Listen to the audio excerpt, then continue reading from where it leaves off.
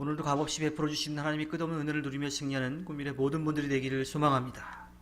환난과 조롱은 그대로임에도 불구하고 다윗이 구원을 확신할 수 있었던 이유는 언제나 변함없이 그의 곁에 계신 하나님이, 주님의 한결같으신 사랑이 그가 계속해서 힘을 얻으며 나아갈 수 있었던 거지요. 하나님은 변함없는 한결같은 사랑이시기에 현실이 어떠하든지 우리는 하나님을 믿고 의지하며 나아갈 수 있습니다. 우리는 현실에 좌절하지 말고 감정에 휘둘리지 말고 먼저 살아계신 하나님, 한결같으신 하나님, 우리를 지키시고 돌보시는 그 하나님을 바라보며 살아가야 합니다. 다윗은 하나님을 나의 하나님이라고 부르면서 하나님의 한결같으신 사랑을 따라 자신을 구원해달라고 기도하고 있습니다. 이는 자신이 하나님을 의지하고 하나님이 자신의 편에 서 계시니 아무리 악한 이들이 자기를 핍박한다 하더라도 자기는 이길 수 있다라고 하는 확신을 가졌던 거예요. 그들이 자신을 공격하는 것이 아니라, 자신을 대적하는 것이 아니라 하나님을 대적하는 것이기에 하나님이 가만히 그들을 내버려 두시지 않을 거라고 하는 겁니다. 그래서 비록 그 대적들이 자신을 저주하지만 하나님께서 지키시고 돌보아 주실 것을 믿었습니다. 또 대적들은 그렇게 힘이 있는 것처럼 보였지만 결국은 하나님의 심판 앞에 그들은 수치를 당하고 그들은 받을 수밖에 없다라고 생각을 하고 있습니다. 그러한 믿음 때문에 다윗은 대적의 어떠한 공격 가운데에서도 담대하게 설 수가 있었던 거예요. 이길 수 있다라고 하는 확신을 가졌던 거지요. 다윗이 이러한 하나님의 구원과 승리에 대한 확신을 가질 수 있었던 것, 그것은 한결같으신 주님의 사랑을 믿었기 때문이고요. 그리고 그 일로 인하여서 어떠한 것도 두려워하지 않고 담대하게 나아갈 수 있었습니다. 다윗은 또한 하나님께 그렇게 구원에 대한 호소를 하면서 한 가지 더 기도합니다. 그것은 자신에게 이루어진 그 일들을 통해서 하나님의 구원의 손길이 나타났다라고 하는 것을 온 세상이 알 수 있게 해달라고 하는 거예요.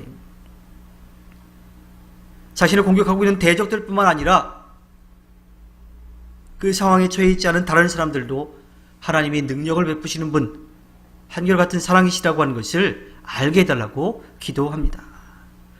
자신에게 당장 필요한 것은 하나님의 도우심과 구원이지만 그 일로 인해서 실제로 나타나야 될 결과는 자신이 어려움을 이겨내는 것뿐만 아니라 대적들이 심판당하고 멸망하는 것뿐만 아니라 이 놀라운 일을 하나님께서 행하셨다라고 하는 것을 온 세계가 알게 해달라고 하는 거죠.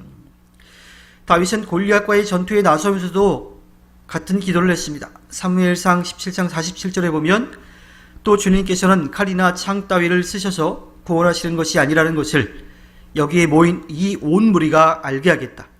전쟁에서 이기고 지는 것은 주님께 달린 것이다. 주님께서 너희를 모조리 우리의 손에 넘겨주실 것이다. 이렇게 기도했습니다. 이렇게 외쳤어요. 즉 다윗은 하나님께서 행하신 그 일을 통하여서 자기가 승리하는 것뿐만 아니라 더 중요한 것은 온 세상에 하나님의 이름이 드러나는 것, 하나님의 놀라운 역사가 나타나는 거죠. 다윗은 눈에 보이지 않는 하나님의 존재와 영광이 자신의 삶을 통해서 밝히 드러나기를 바랐습니다. 자기 백성의 구원을 통해 하나님의 영광을 나타내는 것은요, 하나님께서도 원하시는 일이었어요. 그리고 하나님께서 구원의 역사를 이루시는 가장 중요하고 큰 목적이죠. 우리는 하나님 앞에 기도할 때에 우리의 필요를 채우는 것뿐만 아니라 그보다 먼저 하나님의 놀라운 역사가 나타나게 해달라고 기도해야 합니다. 하나님의 구원의 손길 앞에 다윗이 할 수 있는 행동은 오직 감사이고요. 그 감사를 통해서 찬양의 고백으로 이어집니다. 다윗은 힘들고 어려운 상황 가운데 하나님 앞에 기도하면서 그 악인들, 자기를 공격하는 이들, 자기가 선을 베풀었음에도 불구하고 자신을 계속 저주하는 그들을 저주해달라고 기도했어요. 그런데 그 저주에서 끝나지 않았습니다. 그 저주를 통해서 자신이 구원받게 해달라고 그랬어요. 또 그 구원은 거기서 끝나는 것이 아니라 구원을 통해서 감사의 고백으로 이어졌고 그 감사의 고백은 오늘 시편 109편 전체를 통해서 나타나고 있습니다. 우리의 삶을 괴롭게 하는 사람들이 많이 있을 수 있어요. 지금도 있을 수 있습니다. 그래서 우리는 하나님 앞에 그들의 죄악을 고발하기도 합니다. 그리고 우리의 억울함을 풀어달라고 기도해요. 그런데 우리는 그것을 넘어서서 하나님의 놀라운 역사가 일어날 수 있게 해달라고 기도해야 합니다.